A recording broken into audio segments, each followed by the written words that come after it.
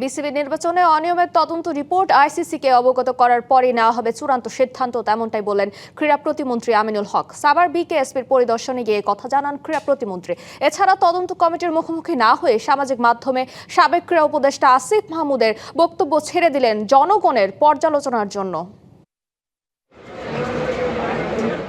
ঢাকার অদূরে সাভারের ক্রীড়া শিক্ষা প্রতিষ্ঠান বিকেএসপি পরিদর্শনে গিয়ে গণমাধ্যমের মুখোমুখি ক্রীড়া প্রতিমন্ত্রী আমিনুল হক। বিসিবির নির্বাচন নিয়ে তদন্ত রিপোর্ট জমার বিষয়ে আমিনুল বললেন, আইসিসিকে তদন্ত রিপোর্ট জানানোর পরই নেওয়া হবে পরবর্তী সিদ্ধান্ত।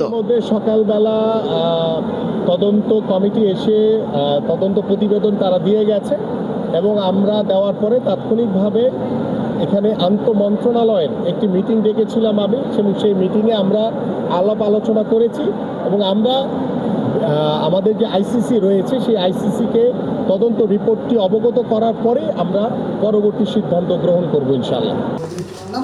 সাবেক ক্রীড়া উপদেষ্টা আসিফ মাহমুদকে তদন্ত কমিটি তলব করলেও মেলেনি সাড়া। উল্টো এই সাবেক ক্রীড়া উপদেষ্টা সামাজিক মাধ্যমে অভিযোগ তুলেন বিসিবি পরিচালকদের ভয় দেখিয়ে পদত্যাগ করাচ্ছেন ক্রীড়া প্রতিমন্ত্রী, যার প্রতি উত্তরে পুরো বিষয়টি জনগণের বিচারের উপরই ছেড়ে দিলেন আমিনুল হক। তো তিনি সত্য বলেছেন কি মিথ্যা বলেছেন আমি আপনাদের উপরে ছেড়ে দিচ্ছি, আপনারা এটা যাচাই করে নেন যে তার যে ফেসবুকের স্ট্যাটাস, সেই যে কথাগুলো বলেছেন সেটা কতটুকু সত্য কতটুকু মিথ্যা।